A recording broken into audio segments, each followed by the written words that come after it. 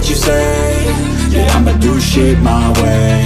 So you can go kick rocks, I'ma stack bricks up, build what I want to make. Cause I don't give a fuck what you say.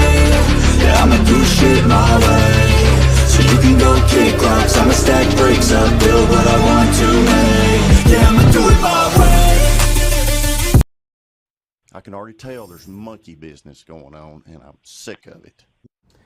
You can hear the frustration from a state commission in charge of the oversight of police officers. Yeah, so the reason they're angry, top law enforcement in a Middle Tennessee town was working without state certification. Chief investigative reporter Jeremy Finley found there is so much more to this story. Jeremy, what now? Well, that's right, Lauren. What this commission is upset about is exactly what we uncovered in our thin blurred line investigation. People who aren't state certified law enforcement looking and acting like law enforcement. In some cases, people have been arrested for impersonating police officers. So consider that when you watch this. These laws are not going to be violated. That's Post Commissioner Chad Parton.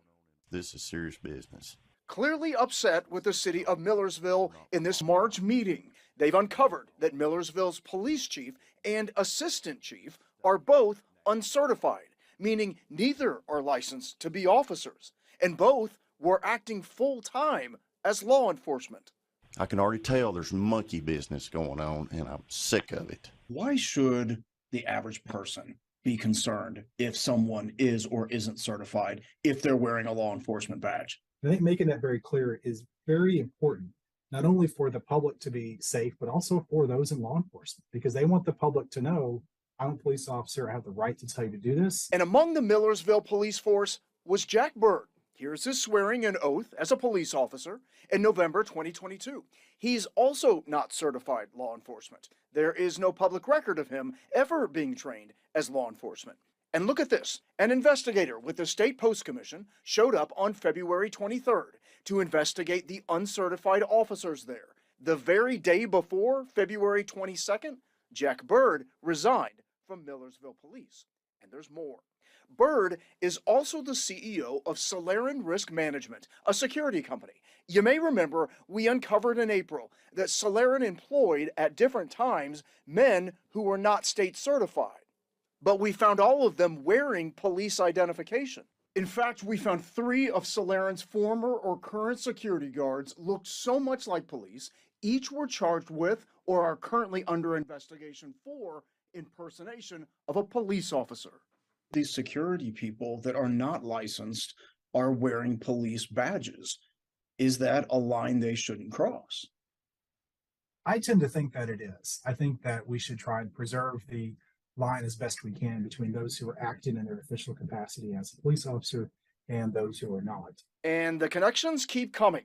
The current Millersville police chief, found to be uncertified, is named in this 2021 complaint to the state as scheduling Solaren employees at the company. The current assistant chief, found to be uncertified in Millersville, is seen in this picture with Bird with a Solaren background. And the former Millersville police chief, Dustin Carr, is seen in this Facebook picture last month as an employee of Solaren. Because he left Millersville, he lost his certification to be an officer. But look, in that picture, he's also wearing a vest, identifying as police. So why even risk the appearance of employing people who aren't certified identifying as police? Former Solaren employees say it's all to boost the company's numbers.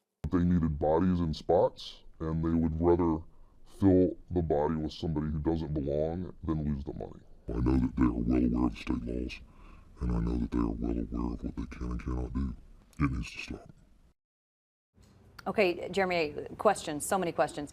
How can someone who's not certified be granted police powers even as a reserve employee? Well, Lauren, it all depends on if the employee is full-time or what's called reserve. In Jack Bird's case, he was a reserve officer. State law allows small departments to hire anyone, regardless of experience, to be reserve officers.